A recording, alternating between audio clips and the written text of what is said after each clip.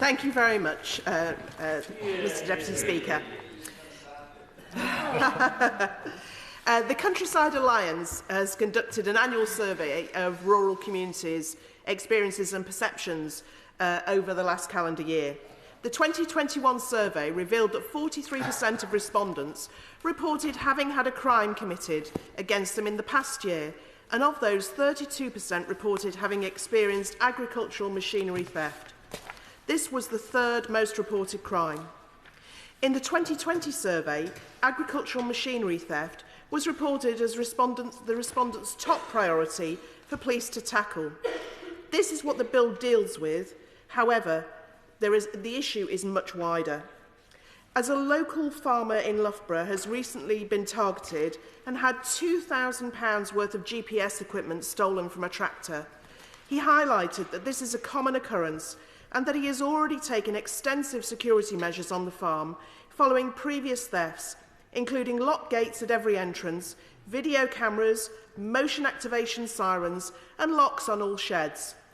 However, unfortunately, it is often the case that machinery has to be left in the fields in remote locations during busy times of year, which is when criminals tend to strike. I would therefore be keen to see that all types of farming equipment be included in the registration process. And this is a farmer I've met on many occasions. He's very hard-working, as are many farmers across the country, but certainly this gentleman works very, very hard indeed. And it is wrong that he should have to think of these things and take all these measures.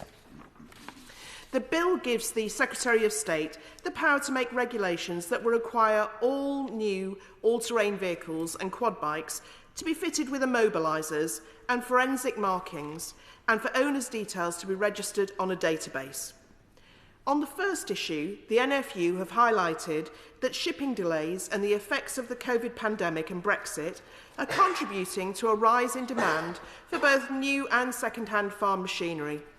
NFU members have reported that the lack of availability of ATVs has resulted in it taking 3 to 6 months to replace a stolen vehicle, and the cost to replace vehicles has risen dramatically. As waiting lists grow and market values soar, thieves are seeing quads and ATVs as expensive, easily portable, hot-ticket items with a ready resale market in this country and abroad. Thefts are, therefore, hitting farmers twice as hard because of the difficulties in getting replacement vehicles, and the financial impact of these incidents is exacerbated further at a time when energy and feed costs are soaring. Requiring that new machinery be fitted with a prominently visible engine immobiliser should provide a deterrent effect by making it harder to steal, thereby decreasing its attractiveness to thieves.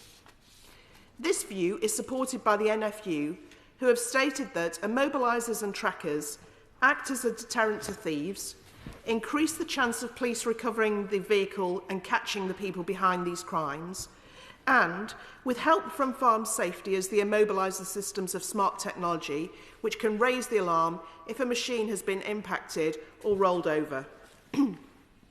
While the NFU welcomes the bill's ambitions, it does argue that its scope should be widened in secondary legislation to include other agricultural equipment. The second part of this bill requires that owners' details be registered on a database.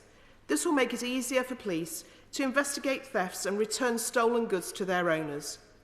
It will also make it easier for legitimate owners to demonstrate their title in case this is required during an investigation into a suspected theft. This is a positive step, but more needs to be done to prevent tool theft, particularly from vans. I would be keen to widen this bill further to include all commercial vehicles and the equipment kept within them. In October, Tradespeople Against Tool Theft published a white paper which explored the realities of UK tradespeople who have had their tools stolen. This found that 78% of tradespeople surveyed have had their tools stolen, with 38.5% having them stolen from their van outside their home. Only 1% of tradespeople fully recovered their stolen tools. Some trades appear to be more desirable targets for thieves, with 30% of carpenters having their tools stolen 4 times or more. A highly skilled plumber in my constituency highlighted this issue at a national level a few years ago with his #November campaign. And I quote from that. So, based in Loughborough, the independent plumber Peter Booth launched a petition aiming to get the issue of van theft taken more seriously. His November social media campaign calls on the government to look at the increasing ways to protect tradespeople from van tool theft.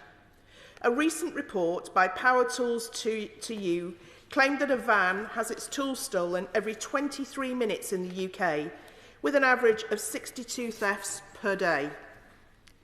Peter Booth added, "I got tired of seeing photos and stories from tradespeople who had their vans targeted and tools stolen, stopping them from working. I didn't think it was fair.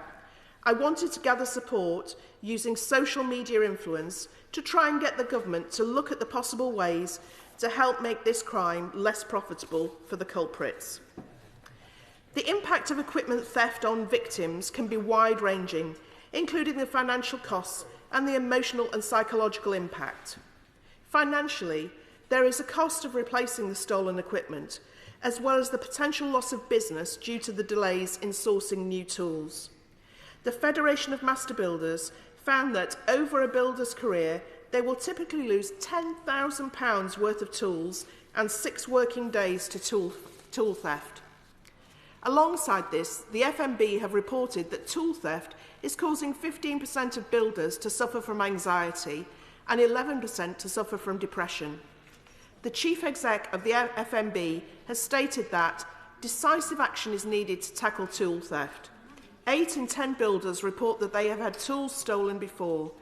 This is causing mental health issues amongst builders, with reports of depression, anxiety, anger, frustration and stress, and even suicidal thoughts. So, Peter Booth's petition, he worked alongside my predecessor, the Right Honourable Nicky Morgan, now in the other place, called for the then government to consider what more can be done to tackle van theft and tool theft. It stated, "The loss of a van and or tools can severely impact on a tradesperson. Even if they are insured, sourcing replacements, organising van repairs and rebooking appointments means significant time out of work. For those who cannot find affordable insurance, this can lead to the loss of livelihood. While tradespeople can take preventative measures to protect their vans and tools, this only goes so far in deterring thieves. We are therefore calling on the government to consider what more can be done to tackle this problem, whether it be introducing new legislation, additional sentencing guidelines, or regulations on the reselling of tools. Ultimately, thieves must understand that such a crime is not profitable and that stealing a livelihood carries with it a commensurate penalties." This was signed by 40,262 people. The prominence of second-hand tool market is helping to drive tool theft, as second-hand tools are more affordable and can be relatively easy to source. This market is also not currently regulated, which means that sellers do not have to prove that the tools were acquired legally. Research by Direct Line Insurance found that nearly a third of people have bought second-hand tools at some point, and 6 in 10 tradespeople have been approached by or have seen someone trying to sell second-hand tools which they suspected were stolen. In April 2021, my honourable friend for Buckingham, Greg Smith, who brings this bill forward today, introduced a 10-minute rule motion which would require people selling second-hand tools on online marketplaces to reveal a serial number in a searchable format for each item. By making serial numbers as unique identifiers searchable, this will help track down stolen goods and hopefully cut off the ability for criminals to monetise their stolen items. This, quite frankly, is an excellent idea, as it fits in well with the previous campaign of my constituent, Mr Booth. I will be keen to bring these ideas forward in the future development of the passage of this bill, should it go further. In the meantime, a number of industry stakeholders, including the FMB, have published practical advice for tradespeople to reduce their risk of having tools stolen.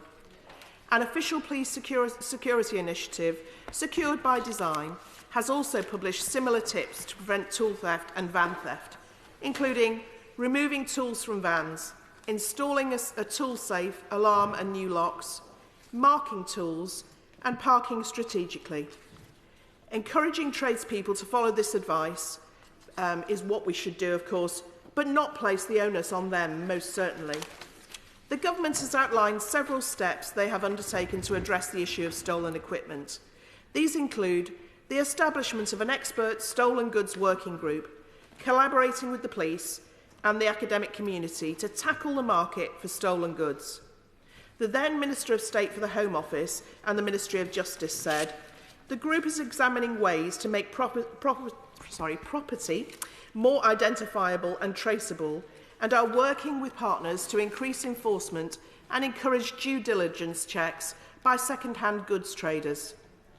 The National Vehicle Crime Working Group, established by the National Police Chiefs Council, is also being used to connect the Government and the police and motor manufacturers.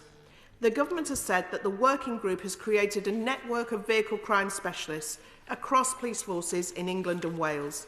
Their work includes consideration of how to reduce thefts of items from vehicles.